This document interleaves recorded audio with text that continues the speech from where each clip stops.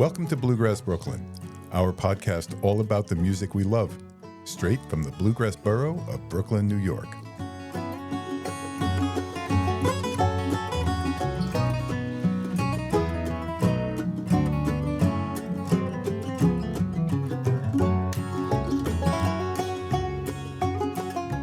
Season 3, Episode 8. Welcome. I'm Mike Wilner. And I'm Liz Wolfe. In this week's episode, we get to speak with Rick Snell, who is the host and organizer of the legendary, iconic Mona's Monday Night Players Session. Have you been there, Liz? Only once, and it was amazing. Yeah, you walk in, you're just as likely to find Michael Daves, Jake Jolliffe, or anybody who's in town playing. And Rick has a lot of really insightful things to say. And the intro music for this episode was Six Deadly Venoms Do the Ninja Walk by Rick Snell on the Lucky and the Losers album. We also are going to give you our tidbits from the International Bluegrass Music Association, or IBMA, Business Conference and Festival, which took place in Chattanooga, Tennessee. That was really quite something, huh, Liz? Sure was. I'm still recovering because you know that if there's a jam still happening at 2:30 in the morning, I am there. So I'm still catching up on my sleep. Yeah, right. We were both pretty busy, and we're going to give you some tidbits here in this episode and this future episode. We're going to really do a deep dive. So that's going to be a lot of fun. So Liz, what do you have coming up? I want to remind everybody about the Warnick Method Jam Camp that I'm having in Warwick, New York during prime fall season on a 450-acre nature preserve. It's going to be amazing. And good news, we have 3 spots left. So if anybody out there is considering coming, you should ask me about it now so we make sure that we keep a spot for you. And people can find that on bluegrassjamsnearme.com. That's right, bluegrassjamsnearme.com. As for me, I'm spending extra time each day practicing, getting myself ready for Fiddle Hell, which is going to be in Westford, Massachusetts from November 13th or 16th. And it's going to be an intense experience of instruction, jamming. I'm going to use the Liz Wolfe method and stay up as late as I possibly can every night and just exhaust myself playing and jamming and having a great time. I'm really looking forward to it. If any of our listeners want to learn more, they can go to fiddlehell.org and check out the schedule. And I think there's still early bird registrations. So anything else, Liz, or should we get going? Well, let's listen to the episode and we'll check in again at the end. Okay, but before we do that, please remember to follow us at Bluegrass Brooklyn. Brooklyn is spelled BKLYN. On Instagram, you can go to bluegrassbrooklyn.com. Definitely check out Bluegrass Jams Near Me for information on the Warnick Method Camp. Okay, so let's roll.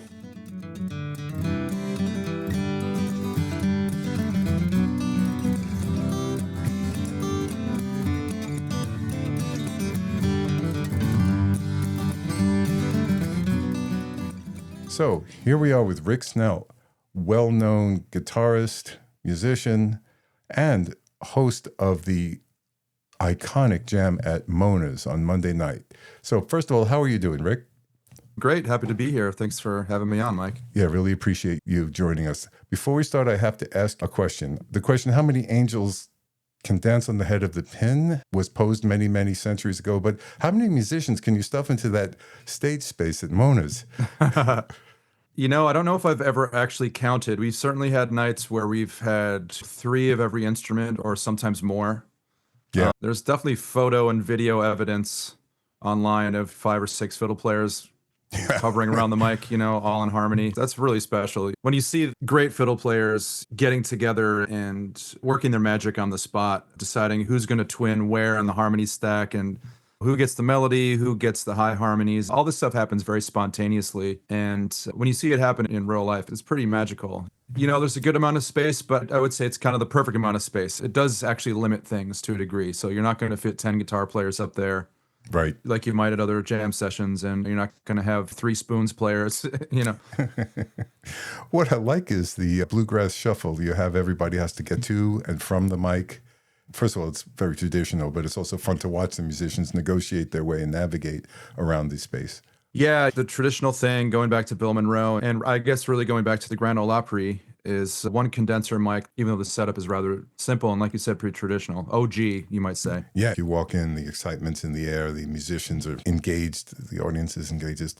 But before we get too deep into Monus, because I do want to talk a bit about that, let's talk about you. Give us the 2-minute version of your musical journey. Sure, man. I grew up in probably the easternmost edge of the Rust Belt in Rochester, New York in the 90s, in the era of corporate restructuring and entire economies and cities collapsing. I saw that in my city with Kodak, which was the main industry there, laying off tens of thousands of people. That affected my family a lot. You know, we lived in the city right near where all of that happened. The neighborhood I grew up in is called Kodak Park. I say all that because that's the narrative background of my childhood. I mean, my childhood was very much like a country song in certain ways, you know, but which I didn't really know at the time. But you know, looking back, like it very much has that narrative of the city in decline. And one of the great things about that town, for folks that don't know, it's just a little mid-sized city out in Western New York.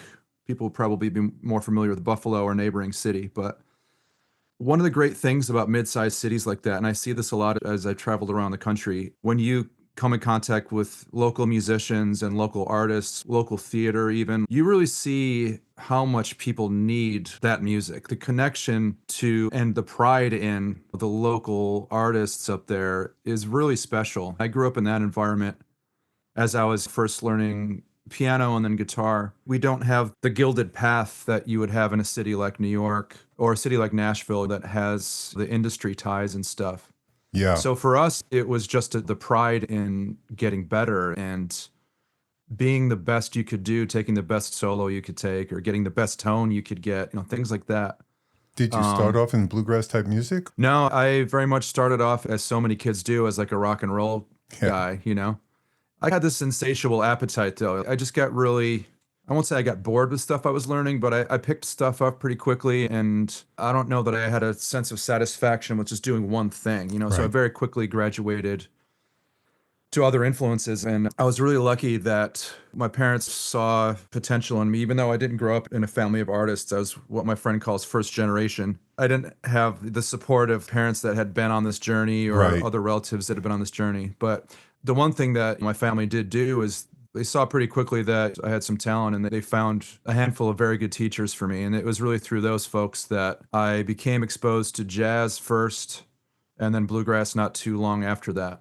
I'm fortunate enough to have spoken to a lot of successful musicians like yourself, and one very consistent feature is parental support and some support in the home. That the parents either listen to music. If they don't play, they enjoy it, they motivate the kid towards it. Yeah. It was really my mom that, I have to say, with a saint-like quality of whatever the opposite of narcissism is, she was just so capable of understanding where I was at a very young age and effortlessly being able to see the things that would benefit me and just connecting me to those things. So you're a garage banding rocker in Rochester, New York, and next moment you're here in Brooklyn, New York, the bluegrass borough, leading one of the most iconic jams known. So how does that happen? There's a bit of a journey there. I got a degree in jazz guitar from up in Purchase, just outside the city. For those folks that don't know, there's a music conservatory up there, but it's a state school, and it's basically the state art school. It's very much a training ground for a city like New York. So as a youngster, I was coming into New York to see shows at the Blue Note and the Vanguard and stuff like that.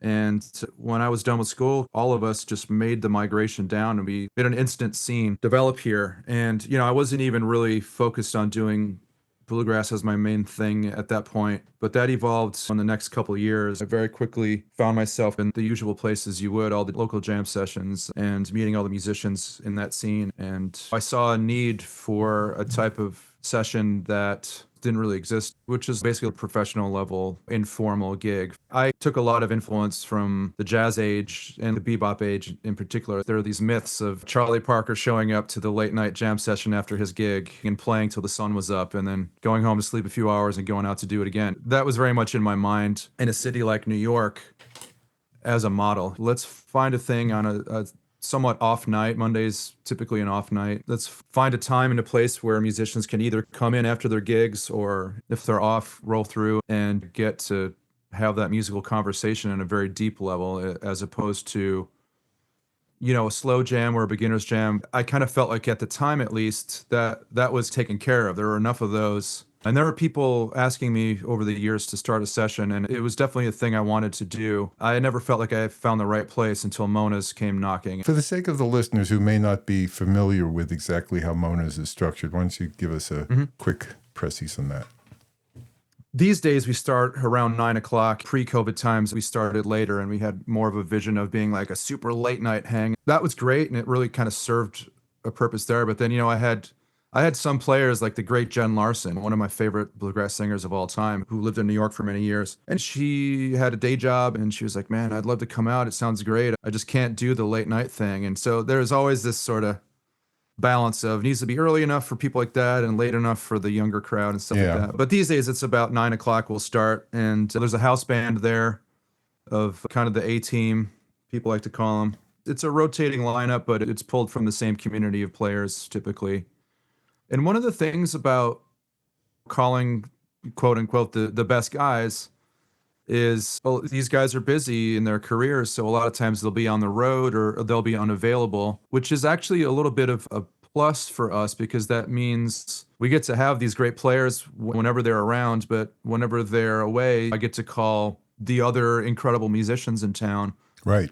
Some of whom, like if you're going to talk about someone like Jacob Jolliffe, for example, who's our old friend and we've picked with a lot over the years, he'll come in and be in the mandolin chair maybe a week every month or every 2 months when Chris isn't around. And we love having someone like that in there, but he's the opposite sort of player where he's so busy that he wouldn't be able to do it more than 1 week here and there. And then you wind up calling up other people later in the set, or it's the house band plus whoever else you invite for the evening, or how does that work? It's worked differently somewhat over the years. These days,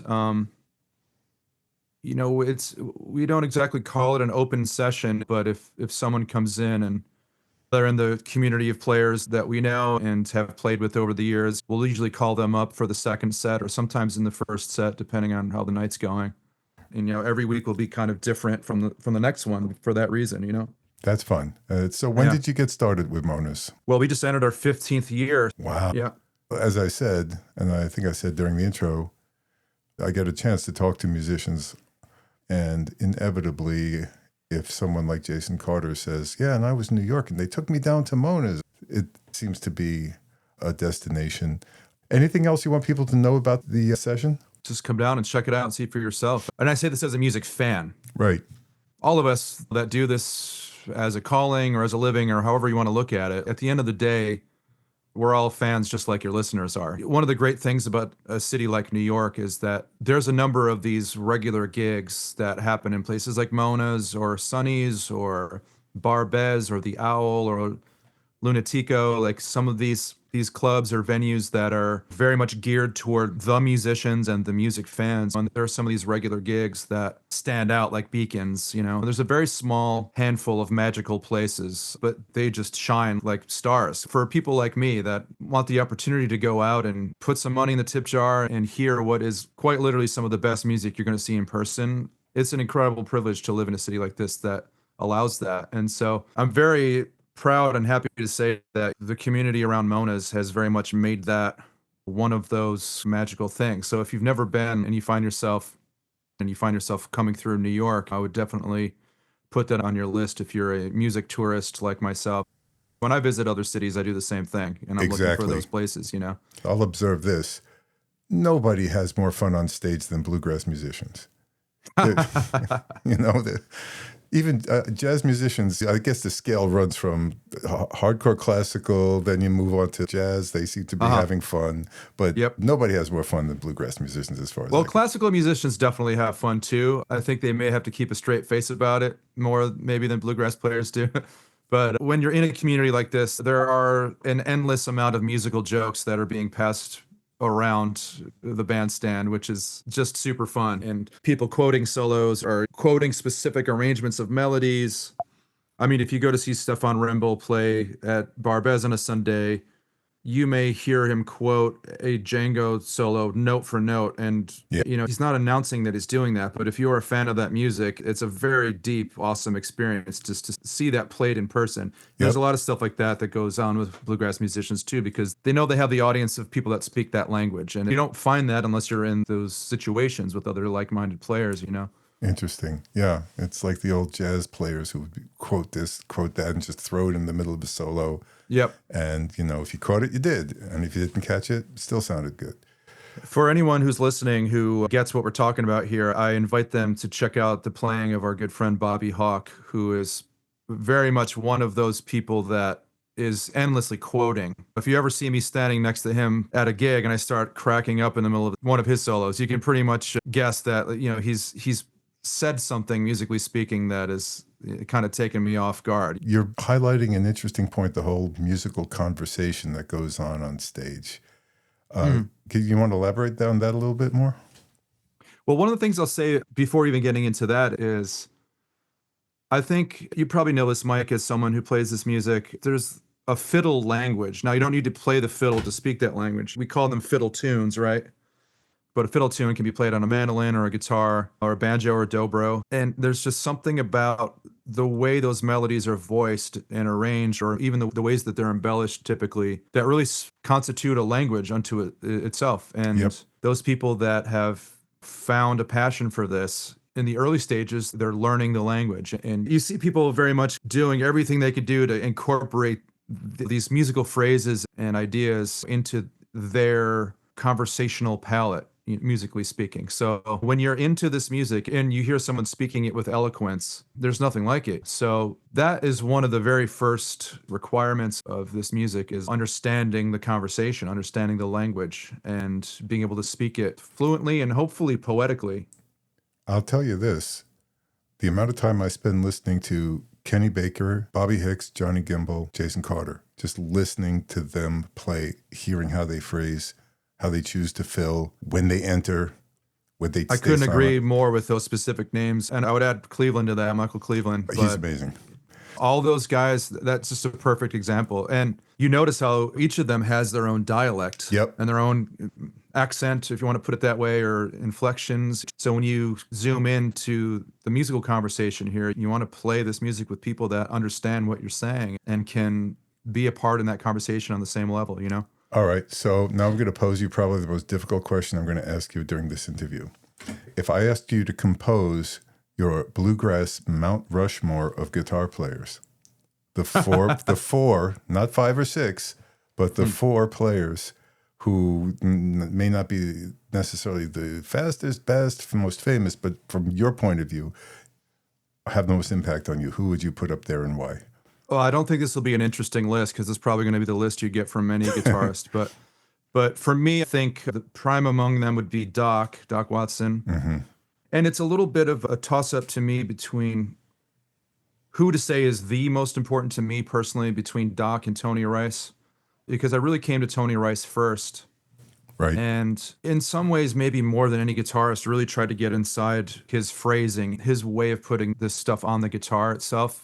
In my early days of bluegrass, there was a lot of time I spent with Tony Rice, just really trying to get that. And I would say Brian Sutton too, at that time. And, of course, I was aware of Doc. Doc is probably the first bluegrass guitarist I was ever aware of. But I think the longer I was on this journey, the more I got into the deeper and deeper traditional ways of speaking the language. So that made a player like Doc all the more important to me. Clarence White has got to be up on that mountain.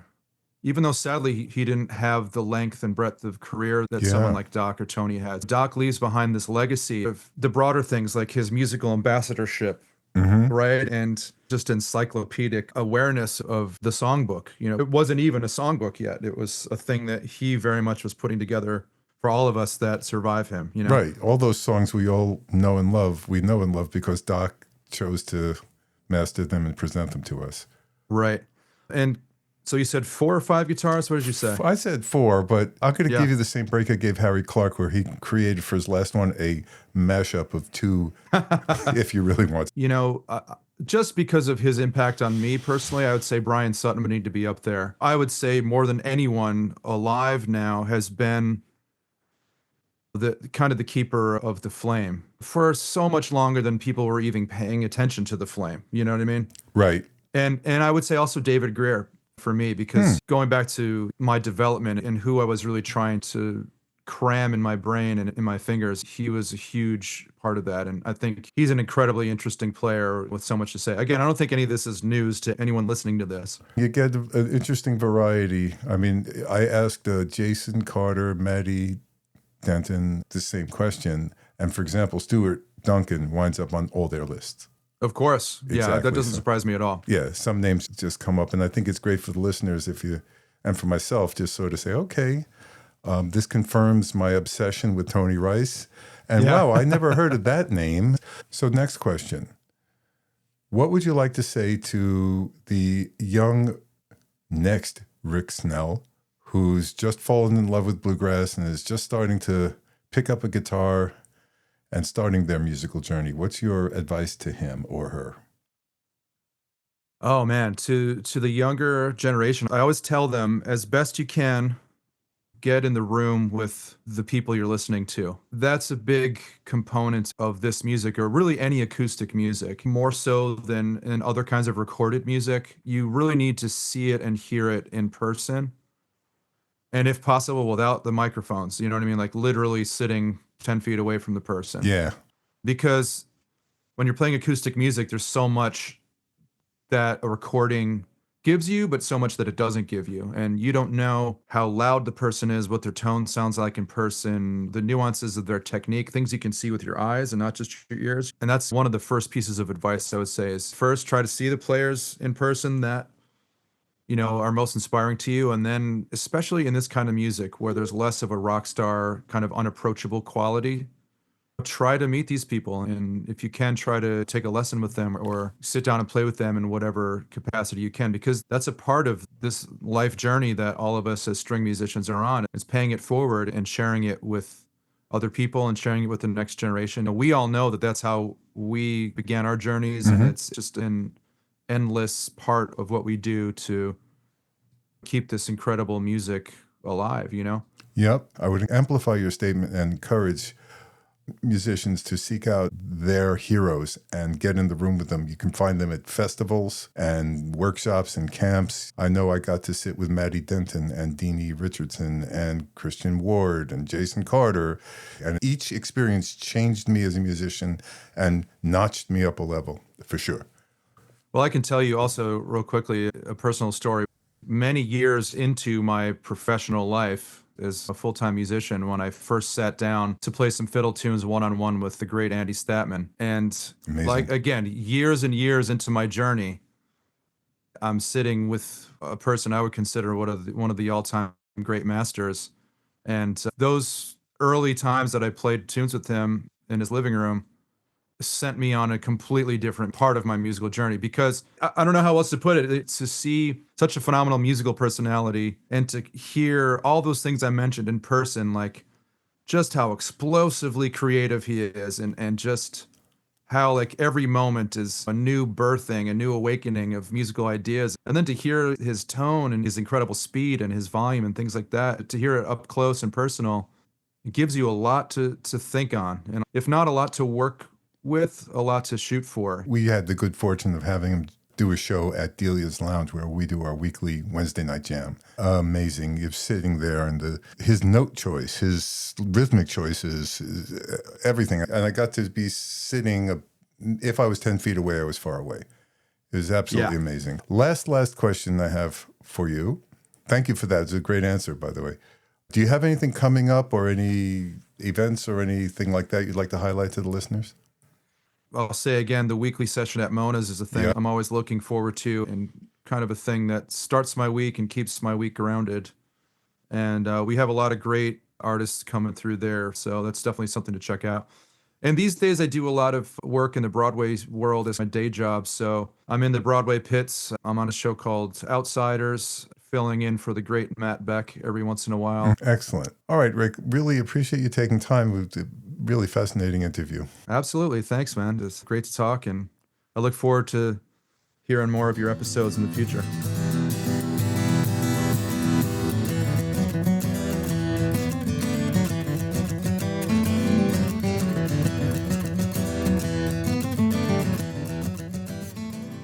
really great to hear from Rick and the effort he puts into organizing that Mona's Jam. How many times have you spoken to musicians from all around the country, Liz, and they know about that jam? That it's pretty incredible. He certainly deserves every bit of accolades that he gets because the quality of music is extremely high, and it's another great jam in the city. All right, so now moving on. Wow, IBMA. I'm still exhausted. Yes, I'm still recovering, and yet I still am dreaming of the times that I spent there because it has just been so incredible. The people you meet, the jams you play in, the music you see, it's incredible. This was my first year there, and I'm so glad I went. The way it's organized is a business conference, which starts on Tuesday, which I showed up for, and that has a lot of seminars, met some great people, and we'll be hearing from a lot of these people and artists and so on in future episodes. There was a business conference. There were the Momentum Awards. There was all kinds of stuff because IBMA does a lot of things as a foundation. There's a leadership program. Yeah. It's interesting because when you go to the website, you see there's multiple activities, all of which have a different ticket involved with them. One of those being the business conference. Right. There's also the Ramble, the showcase where they're able to be both seen and heard by the people that may want to sign them onto records, which is very exciting. And there's the festival where there are different stages that you can see all these incredible musicians. I personally saw Gillian Welsh, Sierra Hall. I got to see Wyatt Ellis. There were a bunch of people, including Jason Carter and Michael Cleveland. Yeah, there was that, but one of the most dangerous parts of the show was the exhibition hall. I'm really glad I didn't walk around with a pocket full of cash because I would have spent it all. There were so many great vendors there, everyone from the major instrument makers like Deering and Beard and to smaller boutique luthiers to all kinds of interesting vendors. That exhibition hall was quite amazing. One of the more unusual and interesting people we met there was Rich DeGinto, the founding partner of Acoustic Coffee Company. So what is an acoustic coffee company, you may ask? Well, let's let Rich explain that himself. Let's listen. So I'm here with Rich from the Acoustic Coffee Company. Rich, how you doing? I'm doing great, Mike. Thanks. We're here in the Lush exhibit hall at the International Bluegrass Music Association. And Anniversary year for IBMA. yeah, that's right. It's the 40th anniversary, but I see a lot of banjo and guitar and fiddle vendors. I don't see many coffee people. So why don't you tell us a little bit about that? Oh, thanks, Mike. I appreciate it. So I've been building guitars for 30 years. I do it as therapy. I don't commoditize my builds. I gift them to family and friends. Nice. It's just therapy for me. And I was at the bench one day building, and I had my cup of coffee. And of course, I talked to all my friends who are also builders, a great network of wonderful luthiers. And they all said, Rich, the most important tool on my bench is a cup of coffee. So I thought, there might be an idea with this. And so I started kicking the tires and played with this idea of building a coffee company specific for acoustic music enthusiasts, builders, players, fans. And we've built a wonderful community of people that generally love great coffee. We are a specialty coffee company, and we roast fresh, ship right to your house. But most importantly, we donate back to great musical causes. So really? We're supporting the IBMA with the launch of this Bluegrass blend this week. Oh, nice. Tell me a little bit about the process of having a coffee company. Get the beans from all over the world. As you know, the coffee grows in the bean belt right through the equator, and there's different flavor profiles from every bean depending on where it's growing in the world. We source the highest quality beans, we roast to our specifications, and that's what really coffee enthusiasts are looking for, is flavorful coffee that you don't have to put a lot of cream and sugar in.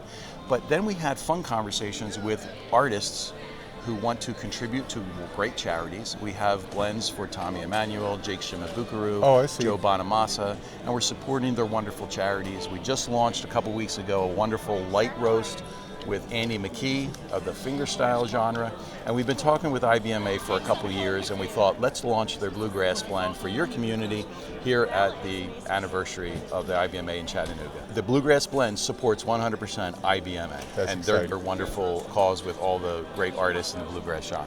That's fascinating and unique. Look, if folks want to find out about your coffee, where should they go online? So we're not .com, we're .coffee. So it's acoustic.coffee, and you can go to acoustic.coffee, sign up. And the cool part about this, Mike, we're really specific to the customer. So even if you may not be partial to the bluegrass blend, but you want to support IBMA, if you sign up with the cause IBMA, you can buy any one of our coffees and we will still contribute to the IBMA. That's really awesome. Thanks. So is this your full-time profession at this point, or? It is. I find myself in kind of pseudo early retirement. You know, the pandemic came through and a lot of us found ourselves displaced, and I just love building guitars, and I thought, you know what, let's build something for this community to celebrate, and guess what? Everybody loves great coffee. So Liz, when did you actually arrive in Chattanooga? I got there on Wednesday. I got picked up by my jammin' friends, and we immediately had so much fun going out that night, going to the Ramble. One of the venues was actually the home of the actual Chattanooga Choo Choo. And then on Thursday, one of the highlights I got to do was I actually went to a bona fide hillbilly jam. Hillbilly jam? I don't want anyone to think that I'm being derogatory in any way. That is how they refer to themselves, the Hillbilly Jam. We traveled up into the hills to another time zone. So it was actually an hour earlier, which meant we could play a little bit longer, I guess. And another state, right? In another state. It was over in Georgia. And it was classic. It was under a pavilion, open air, right on the lake, Very broken cool. down, closed bait store next door, cats running around, everything you would imagine. Walking in, nothing really happening at first. We started playing, and you're like, okay, what am I going to do with these guys?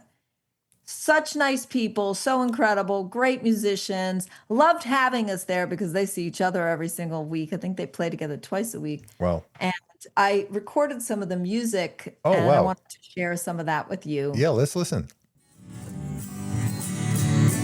Ain't no use in turning on your light again. That light I never know. Ain't no use in turning on your light again. I'm on the dark side of the road. Still I'm thinking I'm walking way down that road. Once was a woman, a child, I'm told. Gave her my heart, but she wanted my soul. Don't think twice, it's all right. After that, it was all music, all jamming, all the time. Of course, Thursday night, we got to go to the award show. That's right. We put on our Thursday best and showed up at the theater, and it was really quite spectacular, wasn't it? Oh, it was incredible. And what the most incredible part was, first of all, seeing Alison Brown co-hosting with Steve Martin. Yeah. She's just on our show. She won an award for Instrumental of the Year. And that was fun. And then seeing the parade of all the other people that have been on our show and winning awards. Vicki Vaughn was Bass Player of the Year again. And Maddie Denton won Fiddler of the Year. Well-deserved. Go, Maddie. Right. Who else? We had Well, Jason Carter with his fiddle partner Michael Cleveland won multiple awards. And we don't want to forget the other awards show that had happened before. And our good friend Austin Skelzo had won an award there as well. And we're going to be hearing from him in another podcast episode later. So that was really exciting. That was the Impact Award, and they recognized all the incredible work that Austin does. Yeah. So it was really a wonderful congratulatory recognition. And I felt like we were all part of a family celebrating each other's accomplishments, and that really felt great. But one of the coolest encounters I had was I was walking down the hallway, and who says hi but our friend Rie Park, who's one of our Brooklyn's own up-and-coming musicians.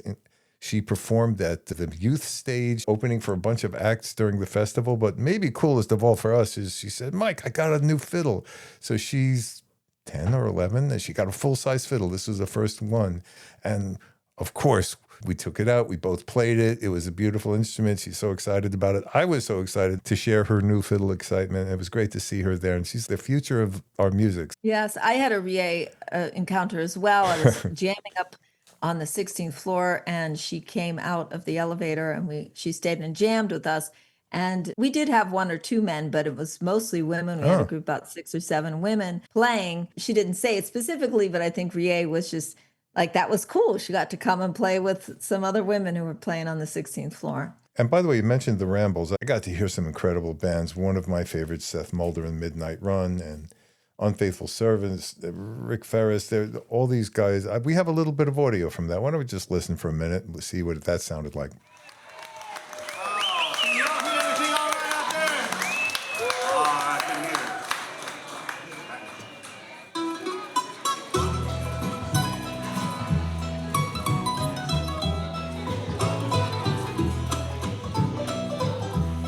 Things I go back to the mountains I love, before houses were built on the ridges above. This is Seth Mulder at Midnight Run at their showcase at Hi-Fi Clyde in Chattanooga, Tennessee. To the old folks at home, it all seems so unfair. Now the highways that came through the farms and the roads. No trace. So I can't wait for next year. I tell you what, I went last year for the first time. So, of course, I was the expert this year. That's right. And I got to see a new side of Chattanooga. I have a cousin that lives there, so he hung out with me. That was really fun.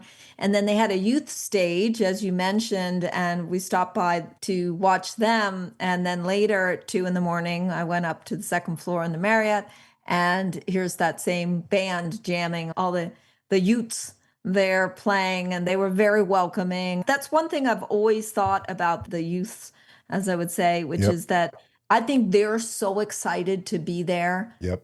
They're so eager to play with people. And I do want to mention one other thing. On Saturday night, as I was leaving at 3 o'clock in the morning, walking out of the Marriott after playing for 4 hours, Gosh. there was still a jam going on outside, more of the youths, and Michael Cleveland was right in the middle of there Oh my gosh. playing. Amazing. Absolutely amazing. Just huge smile on his face, just to see how welcoming, how excited he was to play with folks and be there. And I'm right there with them. And like I said, I can't wait till next year. And maybe next year I'll be one of the bluegrass whisperers for people who want to go and need to get information about it.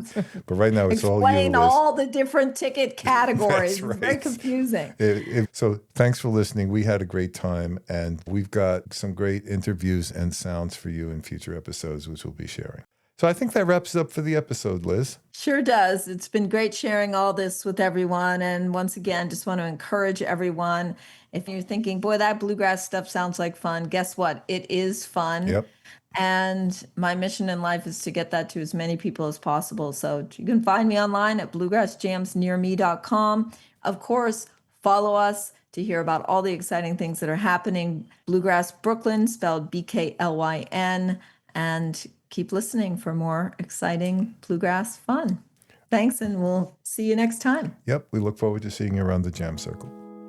To Canaan's land, I'm on my way where the soul never dies. My darkest night will turn to day where the soul never dies. We're listening to Where the Soul of Man Never Dies by Rick Snell and the Six Deadly Venoms from the Lucky and the Losers album. Says joy and love and the soul never dies.